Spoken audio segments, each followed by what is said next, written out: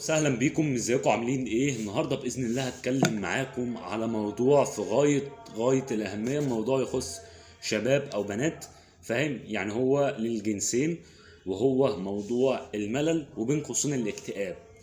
بصوا يا شباب، انا عايز اقول لكم على حاجه. الملل عموما بيجي ازاي او بيجي بناء على ايه؟ الملل والاكتئاب بيجوا بناء على ان انت قاعد مفيش حاجه وراك تعملها، فبتبقى قاعد زهقان وبتبقى قاعد. طبعا الملل عموما بيجيب اكتئاب، والاكتئاب لا قدر الله انتوا عارفين بيجيب ايه، فاهمين؟ ممكن يخليك مريض نفسي، ممكن يخليك حاجات كتير جدا لو عندك الملل زاد او الاكتئاب زاد. وطبعا الملل بيجيب اكتئاب، فلازم نعرف نتغلب عليه ازاي.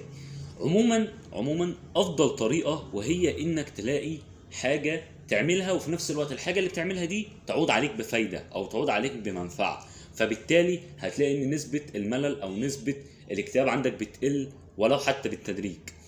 اوكي، زي مثلا انك تلعب رياضة. طبعا الكسل، انا عارف تقول انا كسلان ومش عارف ايه، انزل شغل، اعمل فيديوهات يوتيوب زي ما انا بعمل، فاهم؟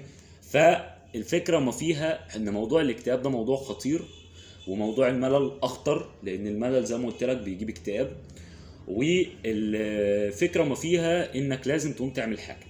ما ينفعش تعملي انك تفضلي او انك تفضل قاعد بدون حاجة او قاعد ما بتعملش حاجة، فاهم؟ حتى لو تفتح تشانل على اليوتيوب وتتكلم مع الناس، حتى يا اخي ما كانش في ناس بتتابعك، اهو اسمك بتعمل حاجة وبتغير مود، وباذن الله على المدى البعيد الحاجة دي هتفيدك وتلاقيها بتدخل لك دخل، فبالتالي هتبقى مبسوط وهتلاقي نفسك الحياة بقت افضل والطف بكتير، فاهم؟ فالموضوع مهم جدا يا جماعة، ومهم قوي لابعد الحدود انك لازم تغير المود. طب تغير المود ازاي؟ عن طريق مثلا انك زي ما قلت لك تقوم تلعب رياضة، تقوم مثلا تتمشى، تقوم تخرج، تقوم تشوف حاجة جديدة، تشوف مكان جديد. لأن القعدة في مكان معين لفترة طويلة ده مش هيعود عليك بفايدة، ومش هيبقى حاجة لطيفة. فخد بالك كويس قوي، لأن الكلام اللي بقول لك ده هيفرق معاك قوي، بمعنى هتعرفه انت، لأن انا مش هوضح لك حاجة.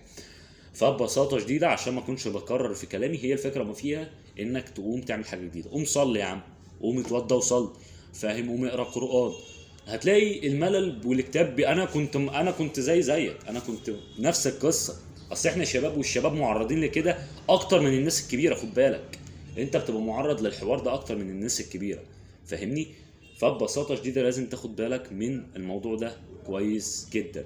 فانت حلك انك تغير المود، قوم صلي، قوم اقرا قران، قوم اعمل حاجه جديده، فاهم؟ وهتشكرني والله طبعا. وما تنساناش بقى في الدعاء.